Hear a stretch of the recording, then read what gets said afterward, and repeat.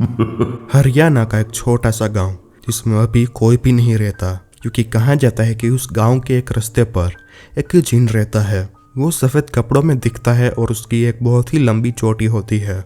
इसी जिन के डर से पूरे गांव के लोग अपने घर को छोड़कर चले गए। लेकिन एक इंसान जिसका नाम राजू था, वो इसी गांव में रहने के लिए आता है और उसे ये बिल्कुल भी पता नहीं था कि अब उसके साथ क्या होने वाला है। आज से 3 दिन पहले राजू इस गांव में इस घर में शिफ्ट हुआ है। मतलब वो पहले कहीं और रहता था, किसी और गांव में, और उसके गांव में सूखा पड़ा हुआ था। सारी खेती, सारी फसलें एकदम बर्बाद हो चुके थे। और राजू जो था वो इन्हीं खेतियों के मालिक जो होते हैं उनके नीचे रहकर उनकी मदद करता था और वो उन्हें पैसे देते थे। तो राजू यही काम करता था। तो जैसे ही उसके गांव में सूखा पड़ा तो वो उसके परिवार के साथ किसी और गांव के लिए निकल जाता है। चलते हुए ये लोग बस सोच रहे थे कि इनको पास ही में कहीं गांव मिल जाना चाहिए। तो बिल्कुल वैसा ही हुआ। ये लोग चल ही रहे थे कि तभी इनको दिखता है कि इनसे थोड़ा ही दूर एक गांव है। राजू और उसकी वाइफ और उसके दोनों बच्चे तुरंत उस गांव के पास जाते हैं। जैसे ही वो उस गांव के पास पहुंचे, उन्होंने गांव को देखकर एकदम अजीब सा महसूस किया। पूरे गांव में एक अजीब सी खामोशी थी। आसपास कोई भी नहीं था और बिल्कुल सन्नाटा छाया हुआ था। तभी इन्हें दिखता है कि दूर 2 औरतें पानी का घड़ा उठा के चलते हुए जा रही है। तो इन्होंने उनको आवाज़ लगाई, लेकिन उन्होंने इनको कोई भी जवाब नहीं दिया। उन्होंने पीछे देखा तक नहीं। वो दोनों औरतें बस चली जा रही थी। तभी राजू को पीछे से किसी की आवाज़ आती है। तो जैसे ही वो पीछे मुड़ा तो उसने देखा कि उसके सामने एक बूढ़ा सा आदमी खड़ा हुआ था। उसके बहुत लंबे बाल थे और बहुत लंबी दाढ़ी थी। वो इनके सामने हंस के कहता है कि आप लोग कोई घर ढूंढ रहे हैं। तो राजू और उसका परिवार ये सुन के एकदम शौक हो जाते हैं कि आखिर इनको कैसे पता चला कि ये लोग यहाँ पे रहने आए हैं और ये लोग कोई घर ढूंढ रहे हैं। तभी वो बूढ़ा आदमी बोला कि मैं इस गांव का सरपंच हूँ। अक्सर इस गांव में लोग रहने के लिए ही आते हैं और फिर वो यहीं बस जाते हैं। वो कभी यहाँ से जा ही नहीं पाते। ये सारी चीज़ें जिस तरह से वो आदमी बोल रहा था, ये सुन के राजू को एकदम अलग ही महसूस हो रहा था। एक अजीब सी फीलिंग उसके अंदर आ रही थी। वो आदमी फिर इनको एक घर के पास लेकर जाता है। वो जो घर था वो एकदम गांव के बीचों बीच था। तो राजू और उसका परिवार अंदर जाते हैं। अब ये लोग अपना सामान रख ही रहे थे कि तभी राजू अपने बैग में से हनुमान जी की फोटो निकालता है और वो आके सबसे पहले दीवार पे एक कील लगी हुई थी, उस फोटो को वो वहीं पे लगा देता है।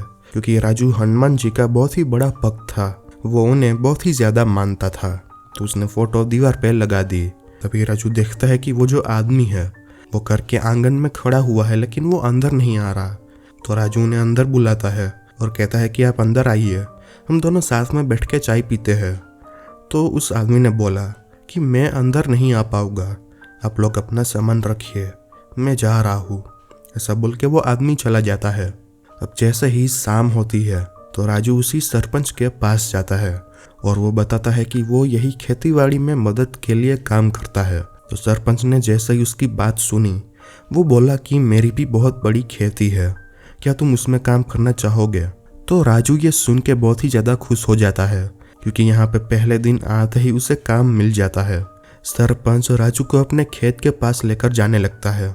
अब ये दोनों चलते हुए जा रहे थे और चलते हुए ही राजू आसपास सब घरों को देख रहा था। सब घरों के दरवाजे तो खुले थे, लेकिन कोई और आदमी राजू को सरपंच और खुद के अलावा कोई दिख ही नहीं रहा था। ऐसा लग रहा था कि जैसे पूरे गांव में ये दोनों अकेले ही रह रहे हैं।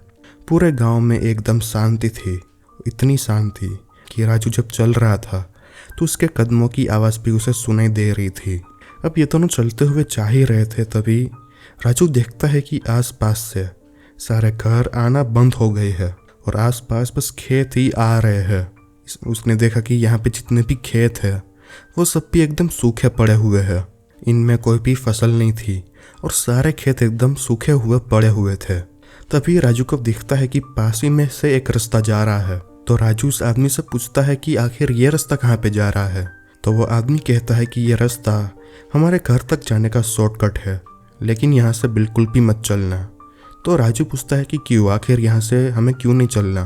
तो वो आदमी कहता है कि यहाँ पे बहुत लोगों का मानना है कि यहाँ पे एक जिन रहता है जो कि इस रास्ते से चलने वाले किसी भी इंसान को दिख सकता है, तो इस रास्ते से कोई भी नहीं गुजरता। राजू को ये सुन के मन में थोड़ी सी हंसी आई क्योंकि वो इन चीज़ों में बिल्कुल भी नहीं मानता था। तो जैसे ही ये लोग थोड़ा ही आगे चलते हैं तो ये देखते हैं कि उस आदमी का खेत आ चुका होता है। ये लोग उस खेत में अंदर जाते हैं। चारों तरफ हरियाली लहरा रही थी और खेत एकदम भरा हुआ था। राजू भी ये देख के एकदम शौक था कि आखिर आसपास के खेत एकदम काले और एकदम सूखे हुए थे, जबकि ये खेत एकदम ही हरा भरा था। अब राजू उस खेत में घूम रहा था और घूमते हुए ही उसको बहुत समय बीत जाता है। अब एकदम रात होने वाली थी तो राजू उस आदमी को ढूंढने लगता है, लेकिन वो आदमी कहीं पर भी राजू को दिख नहीं रहा था। राजू उस आदमी को ढूंढता है लेकिन आसपास राजू को कहीं पर भी वो नहीं मिलता। राजू देखता है कि पास ही में एक पेड़ है और उसी पर एक बंदर बैठा हुआ है। वो बंदर राजू की तरफ ही देख रहा था, लेकिन राजू ने उस पर ध्यान नहीं दिया और वो वापस अपने घर की तरफ जाने के लिए चल पड़ता है। जैसे ही वो खेत से बाहर निकला तो उसे एकदम बहुत ही तेज कुछ महसूस हुआ, कुछ ऐसा जैसा कि वो किसी एकदम बहुत बुरी चीज़ में से बाहर निकल गया हो। जैसे ही राजू ने वापस मुड़ के पीछे खेत में देखा तो उसने देखा कि वो खेत भी बिल्कुल दूसरे खेतों की तरह एकदम काला और सूखा पड़ा हुआ है। राजू को अपनी आंखों पे विश्वास नहीं हो रहा था, लेकिन राजू देख रहा था कि जो बंदर जो उस पेड़ पर बैठा हुआ था वो अभी उसी खेत के बीचों बीच बैठा हुआ है और वो राजू की ओर ही देख रहा है। राजू को एकदम भरोसा नहीं हो रहा था कि आखिर ये खेत अचानक से गायब कैसे हो गया। राजू जल्दी से अपने घर की ओर जाने लगता है। तभी जाते हुए उसे वही रास्ता दिखता है, अपने घर की तरफ जाने का शॉर्टकट। और जैसा कि उसे उस आदमी की बातों में यकीन नहीं था तो वो उसी रास्ते से चलने लग जाता है। अब वो उसी रास्ते से चल रहा था। हर तरफ बस एकदम खामोशी छाई हुई थी। अभी पूरी तरह से रात नहीं हुई थी, बस सूरज धीमे धीमे करके ढल रहा था। राजू इस रास्ते पर चल रहा था। तभी वो देखता है कि उसके सामने साइड पर एक पत्थर पे एक आदमी बैठा हुआ है। उसने सफ़ेद कपड़े पहने हुए थे। उसके सर पे बाल नहीं थे, लेकिन उसकी एक बहुत ही लंबी चोटी थी और वो बस एकदम अपना सर नीचे करके बैठा हुआ था।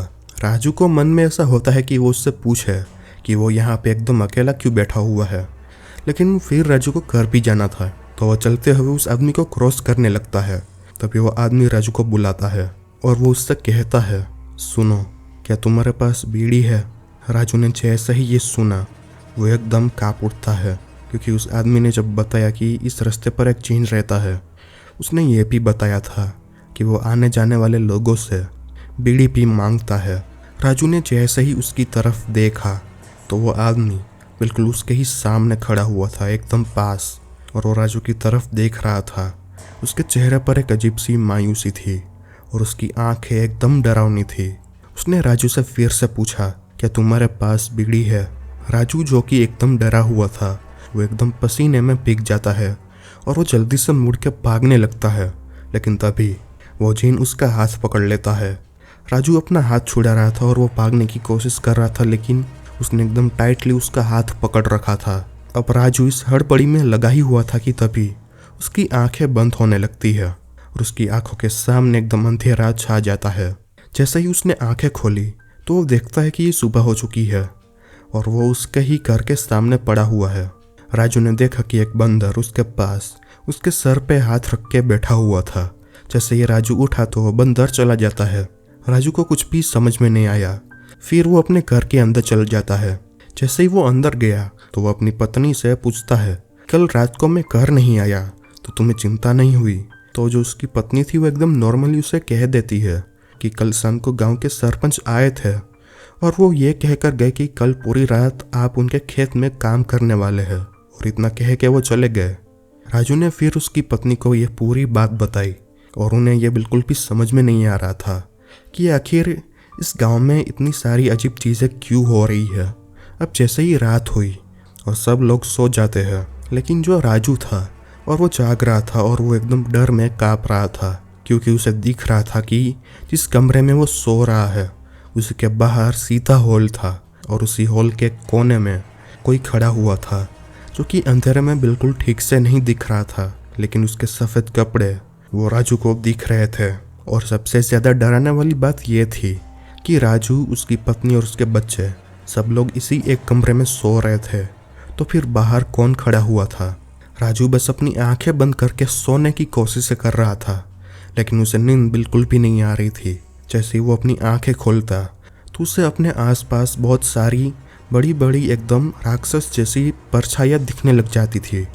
राजू बस जैसे तैसे करके डर में ये एक रात निकाल देता है। जैसे ही सुबह होती है वो ये बात अपने परिवार को नहीं बताता, क्योंकि उसे लगा कि शायद वो लोग डर जाएंगे। अब जैसे ही राजू अपने घर से बाहर निकलता है, वो उस आदमी के घर के पास जाना चाहता था और उससे पूछना चाहता था कि आखिर वो कल शाम कहाँ गायब हो गया था। अब जैसे ही राजू अपने घर के बाहर निकला तो उसके साथ ही उसकी पत्नी भी बाहर निकलती है। वो बाहर कपड़े सुखाने के लिए निकली थी। अब ये लोग बाहर निकले ही थे कि तभी इनको दिखता है कि एक पुलिस की जीप आती है और वो पूरे गांव में चक्कर लगा के सीधा इनके ही घर के सामने खड़ी रहती है। उनमें से एक ऑफिसर निकलता है और वो इनके पास आके गुस्से में एकदम इनको कहता है कि तुम लोग यहाँ पे क्या कर रहे हो? तो ये लोग एकदम हैरान हो गए कि आखिर ये इतना गुस्से में इनसे बात क्यों कर रहा है। पुलिस वाले ने इनको गुस्से में बताया कि तुम्हें पता नहीं है इस गांव के बारे में, यह गांव पूरा खाली पड़ा हुआ है और यह भी कहा जाता है कि यहाँ पे आत्माएं भटकती है। राजू और उसकी पत्नी का दिल एकदम कांप उठा जैसे ही उन्होंने ये बातें सुनी। तभी तो इनको इस गांव में कोई भी दिख नहीं रहा था। राजू ने जैसे ही पुलिस वाले को सारी बात बताई तो पुलिस वाले ने बताया कि इस गांव के उसी रास्ते पर वो जिन रहता है, जिसके कारण इस गांव के बहुत लोग मर चुके हैं और जो बाकी बचे थे वो तुरंत ही ये पूरा गांव छोड़ के चले गए। पुलिस वाले ने भी कहा कि हम लोग हर 3-4 दिन में यहाँ पे एक चक्कर लगाते हैं ताकि यहाँ पे अगर कोई फंसा हुआ हो तो हम उसे बचा सके। राजू और उसकी पत्नी तुरंत अपना सारा सामान उठाते हैं और वो जल्दी से पुलिस वालों के साथ ही इस गांव से निकल जाते हैं। सब्सक्राइब